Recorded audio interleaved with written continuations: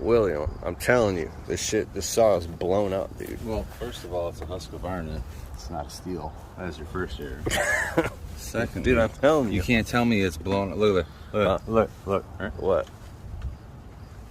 If that's not dry, you know what this gas tank says? That it's dry. Dude, I'm telling you, it's blown. After I flush cutted that stump, bro.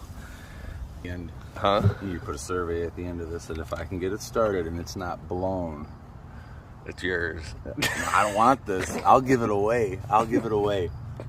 If anybody wants this saw from Keith Kalfas after I get it started, send him an inbox. Give him a call. Hold on, I'll give you all 8 of his numbers right now.